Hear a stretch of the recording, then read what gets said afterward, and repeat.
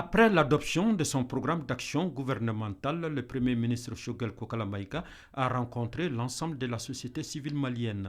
Il s'agit pour le Premier ministre de partager avec les forces vives de la nation le contenu de son plan d'action. Pour Choguel Kokala Maïga, il faut un changement de rapport de force entre le gouvernement et la société civile qui passe par l'implication de celle-ci pour toutes les décisions concernant la nation.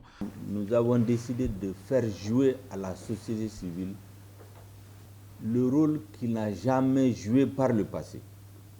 Parce que notre pays, notre système démocratique, on a constaté chaque fois qu'il est en difficulté, chaque fois, on sort du jeu institutionnel, j'allais dire du jeu constitutionnel, pour aller vers les forces, pour aller vers vous. Ça veut dire que notre système démocratique doit intégrer cette donne.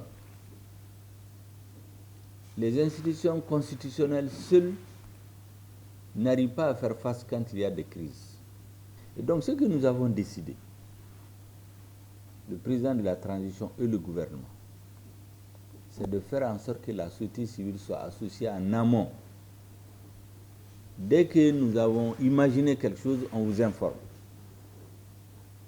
Lorsque c'est validé, on vient vous informer. Pour qu'à toutes les étapes, vous ayez votre mot à dire, qu'on n'attende pas seulement quand il y a des blocages. Le Premier ministre a aussi parlé de l'application intelligente de l'accord pour la paix issu du processus d'Alger. Un accord prévu pour être mis en œuvre pendant 2 ans. On a le sentiment qu'il y a des blocages, c'est qu'il y a problème. Ça veut dire qu'il y a des choses que le temps, la pratique a montré que c'est impossible à faire. Mais en ce moment, si on est de bonne foi, on s'assoit, on regarde. Qu'est-ce qui peut changer? Comment on peut changer? Dans quelle forme? Dans quel terme? De manière qu'aucun Malien ne doute, aucun Malien ne soupçonne, aucun Malien ne craint que la mise en œuvre de l'accord va aboutir à la partition de son pays.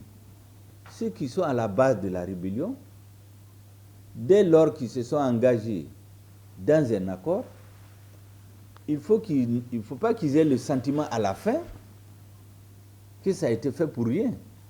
Et donc, il faut que le consensus, qui est le fond culturel de notre peuple, puisse être valorisé dans la construction, dans la marche, le fonctionnement de notre État.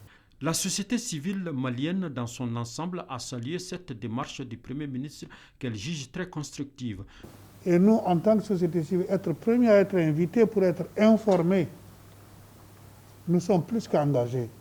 Il nous a plus qu'engagés.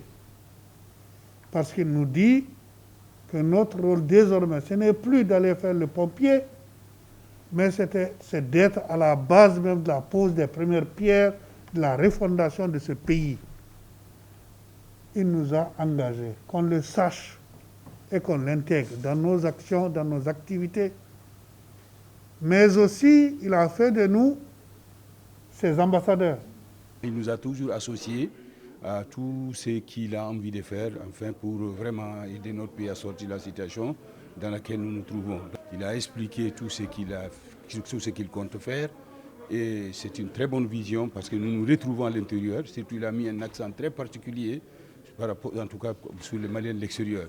Nous pensons que ce plan d'action va sortir le Mali définitivement de ce trou profond. Le Premier ministre a dit qu'ils sont conscients de l'importance de la diaspora malienne, qu'ils sont conscients de l'apport de la diaspora malienne. La diaspora malienne sera impliquée dans la refondation de l'État à tous les niveaux. Quant aux représentants des familles fondatrices de Bamako, il a souligné la nécessité d'un dialogue franc entre le gouvernement et le peuple. La rencontre s'est achevée par des bénédictions des différentes confessions religieuses du pays.